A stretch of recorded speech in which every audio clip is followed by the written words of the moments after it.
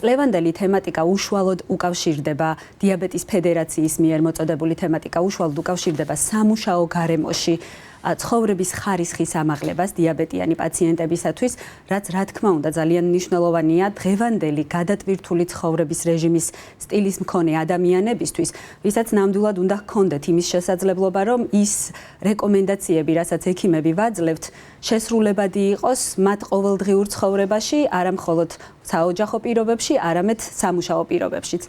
დიაბეტის მსოფლიო ფედერაცია აქვეყნებს ერთგვარ მარათონს ამ პერიოდისთვის, ნოემბრისთვისთვის და ჩვენ New Vision საუნივერსიტეტო ჰოსპიტალი და New Vision უნივერსიტეტი უკვე მესამე წელია აქტიურად ებმება ამ მარათონში.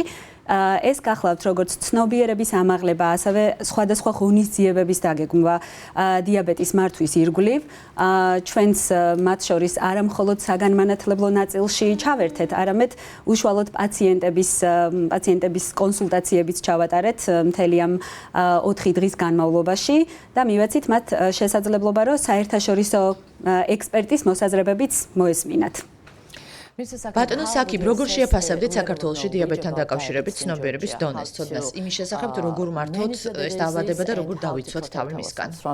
დიაბეტი არის დაავადება, რომელიც მთელ მსოფლიოში ძალიან სწრაფად პროგრესირებს და ეს საუკუნის უდიდესი გამოწვევაა. დიაბეტთან დაკავშირებული განსაკუთრებული პრობლემა ის არის, რომ მისი სიმპტომები აშკარად არ ვლინდება. ის ერთ-ერთი ჩუმი მკვლელია. ამიტომ ჩვენ უნდა ავამაღლოთ ცნობიერება არა მხოლოდ ექიმებში, არამედ ფართო საზოგადოებაშიც დიაბეტის გარკვეული ნიშნებისა და სიმპტომების შესახებ. აქვთ თუ არა მათ ამ დაავადების მიმართ მიდრეკილება, ყავთ თუ არა ოჯახის წევრები, რომლებსაც აქვთ დიაბეტი, ან სიმსუქნე აწუხებთ, ან არასწორი ცხოვრების წესს მისდევენ. ექიმად წელიწადში ერთხელ მაინც უნდა გადაამოწმოს ეს, რადგან ადრეული დიაგნოზი სიცოცხლეს გადაარჩენს. პრევენცია კი უკეთესია, ვიდრე განკურნება. მსოფლიოში ყოველ 6 წამში ერთი ადამიანი იღუპება გულსიხს ძარღვთა დაავადებებით, რომლებიც დიაბეტის დროს ვლინდება. მსოფლიოში ამის გამო ყოველ 30 წამში ერთი ქვედაკიდურის ამპუტაცია ხდება. ამიტომაც არის ეს საშიში დაავადება, თუ მისი აგრესიული და ადრეული მკურნალობა არ მოხდება. ასე რომ, როცა ოჯახის ექიმებზე ვსაუბრობთ, მთავარი აქცენტი უნდა გავაკეთოთ სკრინინგის ჩატარებაზე, იმ პაციენტების უფრო ხშირ შემოწმებაზე, რომლებიც რისკის ქვეშ არიან. ამით ჩვენ შევძლებთ გადავარჩინოთ ადამიანების სიცოცხლე და გავაუმჯობესოთ მათი ცხოვრების ხარისხი. მე მათ ასევე ვურჩევ შეცვალონ ცხოვრების წესი, აიმაღლონ ცნობიერება ამ სფეროში. ჩვენ ასევე გვჭირდება მედიის დახმარება, რათა საზოგადოებას მეტად გააცნონ დიაბეტთან დაკავშირებული პრობლემები. ამ დაავადების დიაგნოსტიკა არც ისე იოლია. ხშირად დიაგნოზი წლების განმავლობაში არ არის ცნობილი და ადამიანი პირველად მაშინ იგებს ამ დაავადების შესახებ, როდესაც გულის შეტევით საავადმყოფოში მოუწევს გადაყვანა.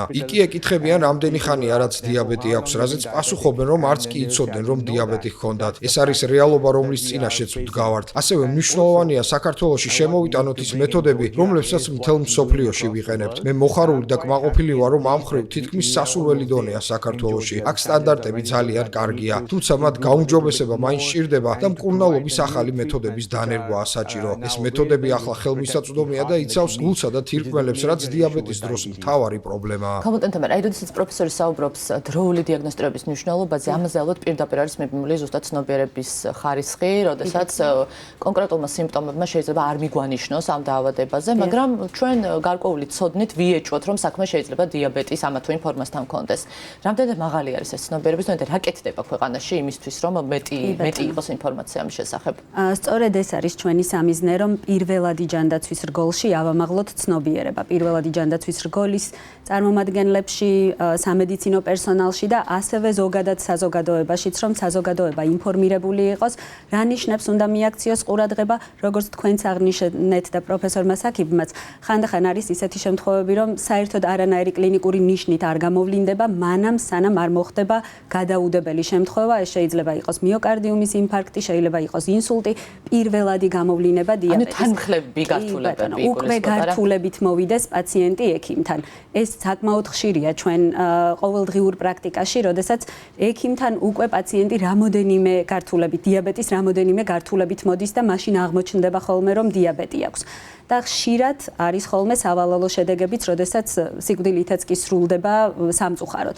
აქედან გამომდინარეობს სწორედ სკრინინგის სისტემა, ასე ვთქვათ, დაავადების გამოვლენა იქამდე, სანამ ჩამოყალიბდება, ესეც შესაძლებელია პრედიაბეტის ეტაპზე და უკვე არსებული დაავადების გამოვლენა ადრეულ ეტაპზე, რომ თავიდან ავირიდოთ გართულებების ჩამოყალიბება. სწორედ ეს არის ჩვენი სამიზნე და აქედან გამომდინარე ჩვენი ღონისძიებაც უკავშირდებოდა როგორც პრევენციული საშუალებების გამოყენებას, დროულ სკრინინგს, ამაზე გავამახვილებთ ყურადღება 4 დღის მანძილზე.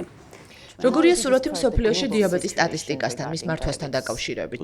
მიუხედავად იმისა, რომ გვაქვს ყველა საჭირო ახალი მედიკამენტი და ტექნოლოგია, ყველაზე დიდი პრობლემა ის არის, რომ თავად ექიმები ამ დაავადებას დიდად სერიოზულად არ აღიქვამენ. ასევე არსებობს გამოწვევა სწორი მკურნალობის, სწორ დროს დანიშვნის კუთხით. ხშირად მკურნალობა ძალიან გვიან იწყება, როდესაც უკვე გამოკვეთილია გარკვეული გართულებები. დიაბეტის ყველა გართულება კი სრულიად პრევენციულია. წარმატების გასაღები ადრეულ დიაგნოზში მდგომარეობს. ეს არის დიაბეტის პრევენცია, მაგრამ თუ ის უკვე არის, მაშინ დიაგნოზი ადრეულ ეტაპზევე უნდა დაისვას და კონტროლი ძალზე ადრეულ ეტაპზევე უნდა განხორციელდეს. უნდა მოხდეს ასევე სწორი მედიკამენტების სწორ დროს მიღება. ვითარება მთელ მსოფლიოში ჯერ კიდევ არასახარბიელოა, მაგრამ ბოლო 10 წლეულთან შედარებით მაინც გაცილებით უკეთესია და ეს მხოლოდ ახალი თაობის მედიკამენტების წყალობით მოხდა, რომლებიც უკვე ხელმისაწვდომია, თუმცა საკმაოდ ძვირია. ამიტომ ყველა ქვეყნისათვის მნიშვნელოვანია, რომ თანხები პრევენციაში ჩაიდოს და არა მკურნალობაში, რადგან განკურნება ყოველთვის უფრო ძვირი დაჯდება ვიდრე პრევენცია. ჩვენ გვავიწყდება დაავადების პრევენცია და ველოდებით გართულებების განვითარებას. შემდეგ კი 10 ჯერ მეც ვხარჯავთ ამ გართულებების, გულის შეტევის, ინსულტის, თირკმლის უკმარისობის მკურნალობაში. ამ ყველაფრის პრევენცია შესაძლებელია იმ თანხის დაახლოებით მეათედით, რომელიც სახელმწიფომ უნდა დახარჯოს თავის ქვეყანაში დაავადების თავიდან ასაცილებლად. იგივე ითქმის საქართველოსაც. წარმატების გასაღები კი არის იმის გაცნობიერება, რომ დიაბეტი ძალიან სერიოზული დაავადებაა. მე მას ჩუმ კვლელს ვუწოდებ. მიზეზი კი რის გამოც პაციენტები და ზოგიერთი ექიმი ამას ვერ ამჩნევენ არის ის, რომ თვალით ვერ ხედავენ დაავადების პროგრესს, როგორც ეს მაგალითად კიბოს შემთხვევაში ხდება, როდესაც იცით, რომ რაღაც იზრდება და საჭიროა მისი ამოკვეთა. დიაბეტი ჩუმად ყოველგვარი სიმპტომების გარეშე მიმდინარეობს, სანამ უკვე ძალზე დაგვიანებული არ არის. როდესაც საავადმყოფოში ვმუშაობდი, იყვნენ პაციენტები, რომლებსაც ინსულტი და გულის შეტევა ემართებოდათ. ვეკითხებოდი მათ, რამდენი ხანია დიაბეტი გაქვთ და პირველი, რასაც მეუბნებოდნენ, იყო ის, რომ არც კი იცოდნენ, თუ დიაბეტი ჰქონდათ. ასე რომ ერთადერთი რისი გაკეთებაც შეგვიძლია არის პირველადი ჯანდაცვის კარგი სისტემის შექმნა, სადაც რისკის ფაქტორის მქონე პაციენტებმა უნდა ჩაიტარონ კვლევები და იყვნენ ასე ვთქვათ ერთგვარ სავალდებულო რეჟიმში. ამრიგად რისკის ქვეშ მყოფმა ადამიანებმა, რომლებსაც ჰყავთ დიაბეტი დაავადებული ოჯახის წევრები, ანაწუხებ ჭარბი წონა, წელიწადში ერთხელ უნდა ჩაიტარონ სისხლის ანალიზი. ეს მთელი მსოფლიოს მასშტაბით შეცვლის ადამიანების ცხოვრებას.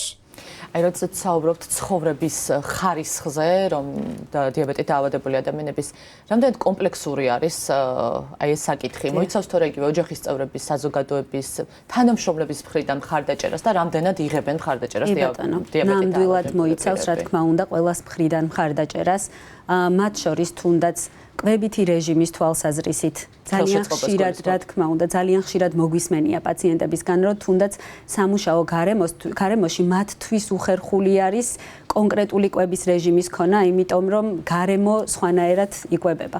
აი ესეც კი თითქოს ესეთი უმნიშვნელო დეტალია, მაგრამ რეალურად ყოველდღიურ ცხოვრებაში ძალიან ეფექტურია, იმიტომ რომ ამ ადამიანებს ყოველდღიურად უწევთ იმ გარემოში ყოფნა.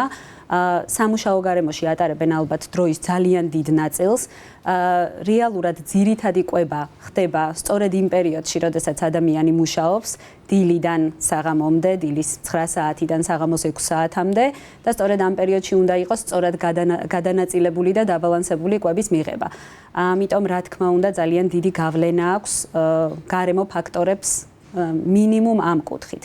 სხვა დანარჩენი ასევე ფიზიკური აქტივობა, რომლის ესეთი აქტიური იმპლემენტაციის საშუალება ძირითადად არ ეძლევათ ხოლმე ადამიანებს, ესეც არის მათი გადატვირთული სამუშაო გრაფიკიდან, ცხოვრების რეჟიმიდან გამომდინარე, ძალიან რთულია და რამდენად დიდი მნიშვნელობა აქვს ფიზიკური აქტივობას აი პარალელურად ამ დაავადების რა თქმა უნდა, ერთ-ერთი წამყვანი მნიშვნელობა აქვს.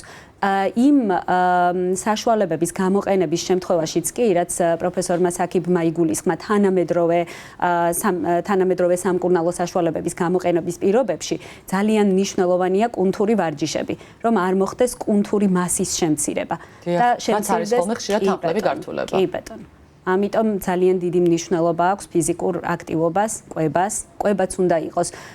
კვებაში არა მხოლოდ რეჟიმს, არამედ შემადგენლობას. რომ ცილოვანი საკვები ადეკვატური რაოდენობით უნდა მიიღოს ადამიანმა, რა თქმა უნდა, ეს სოციალურ პირობებსაც უკავშირდება პირდაპირ კავშირში.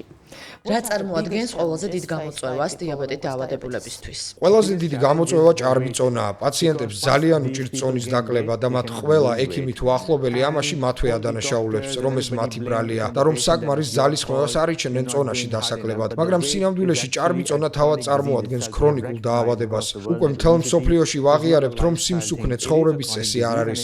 ეს ქრონიკული დაავადებაა და მისი მართვა სხვა დაავადებების მსგავსად უნდა მოხდეს და ეს გზავნილი ექიმებამდე და პაციენტებამდე არ მისულა. თუ პაციენტებს ვთავაზობთ, რომ წონის დასაკლებად ესა თუ ის წამალი თუ ინექცია გაიკეთონ, ისინი ეჭვის თვალით უყურებენ ამ ყველაფერს და არ არიან დარწმუნებული, რომ ეს სწორია. შემდეგ მედიაში უარყოფითი პუბლიკაციები ჩნდება არასწორი ქმედებების შესახებ. მაგრამ ეს ახალი პრეპარატები ცხოვრების შემცვლელი მედიკამენტებია. ჩვენ ახლა მათ სიცოცხლის გახანგრძლივებისთვის ვიყენებთ. მსგავს მედიკამენტებს იმ კლინიკებში იყენებენ, რომლებიც სიცოცხლის ხარისხის გაუმჯობესებასა და გახანგრძლივებაზე მუშაობენ. თუმცა პრეპარატები ექსპერტმა უნდა დანიშნოს და შესაბამისად სწორი მკურნალობა უნდა ჩატარდეს. სერიოზული გამოწვევაა, რომ სიმსუქნე სათანადოდ არ ებრძვიან მთელ მსოფლიოში და ამის მთავარი მიზეზი ისაა, რომ ჩვენი ცხოვრების წესი შეიცვალა იმასთან შედარებით, რაც 20 წლის წინათ იყო. ახლა ყველა ულტრა დამუშავებულ საკვებს მოიხმარს. ამიტომ მთავრობამ უნდა აკონტროლოს ეს და ასეთ პროდუქტებს უნდა დააკრას წითელი, მწვანე თუ ქარვისფერი სათანადო ეტიკეტები. წითელი არის გადამუშავებული საკვები, რომელიც ძალიან მავნებელია თქვენთვის. ის იწვევს ძლიერ დამოკიდებულებას და სიმსუქნისა და დიაბეტის შემთხვევების ზრდას. ამიტომ მთელ საზოგადოებას უნდა გავაგებინოთ, რომ ეს არის საკვები, რომელიც ნაკლებად სასარგებლოა თქვენთვის. ჩვენ უნდა დავუბრუნდეთ სახლში მომზადებულ საკვებს, რომელიც გაცილებით ჯანსაღი იქნება. დღეს ჭარბიწონის პრობლემა ყველაზე დიდი გამოწვევაა და ეს არის ნომერ პირველი მიზეზი, რაც დიაბეტით დაავადებას იწვევს. თუ შევძლებთ სიმსუქნის პრობლემის მართვას და მის შეკავებას, დიაბეტის გაცილებით ნაკლები შემთხვევები გვექნება. და კვლავ ვიმეორებ, თუ ჩვენ მოახერხებთ მათთვის ახალი მედიკამენტების მიცემას, დავინახავთ, რომ 6 თვის განმავლობაში ისინი რემისიაში გადავლენ, რაც იმას ნიშნავს, რომ დიაბეტი უკან იხევს. მნიშვნელოვანია შაქარზეც ვისაუბროთ, რადგან ხალხი თვლის, რომ დიაბეტი მხოლოდ შაქრისგან გამოწვეული დაავადებაა. ეს ასე არ არის, ეს გახლავთ სისხლძარღვთა დაავადება. აქედან გამომდინარე ის გავლენას ახდენს ღვიძლზე, თირკმელებსა და გულზე. ასე რომ თუ შევძლებთ ამ პრობლემებზე და არა მხოლოდ შაქარზე ყურადღების გამახვილებას, კარგ შედეგს მივიღებთ და სიცოცხლეს გადავარჩენთ. ასევე შევცვლით სამყაროს ხედვას. ცხადია, ეს რთული ამბავია, რადგან ჩვენ დღეს მოწინავე ტექნოლოგიების დროში ვცხოვრობთ და აღარ ვაკეთებთ იმას, რაც 20 წლის წინ ჩვეულებრივი ამბავი იყო. დღეს ბავშვები სათამაშო მოედნებზე სპორტული სავარჯიშოების ნაცვლად და მაღალ ტექნოლოგიურ მოწყობილობებს არიან მიჯაჭვული. უახლოეს რამდენიმე აწლეულში ეს ნამდვილ კატასტროფამდე მიგვიყვანს და როგორც ვარაუდობენ, დიაბეტის გლობალური გავრცელება მნიშვნელოვნად გაიზრდება. ეს არის მსოფლიოში ყველაზე სწრაფად მზარდი არაინფექციური დაავადება. მაგალითად, დიდ ბრიტანეთში ყოველი 10 ადამიანიდან ერთს დიაბეტი აქვს. ახლა ყველაზე დიდი პრობლემა არადიაგნოზირებული დიაბეტია. მსოფლიოში დაახლოებით 250 მილიონი ადამიანია, ვისაც დიაბეტი აქვს, თუმცა ამის შესახებ არც კი იცის. ასე რომ, ჩემი მთავარი გზავნილია ავამაღლოთ ცნობიერება და გავავრცელოთ ინფორმაცია. განათლება მნიშვნელოვანია არა მხოლოდ საზოგადოებაში, არამედ ექიმებშიც, რათა გავაუმჯობესოთ აქ არსებული ვითარება, რადგან მომავალში ძალიან დიდი პრობლემების წინაშე შეიძლება აღმოჩნდეთ.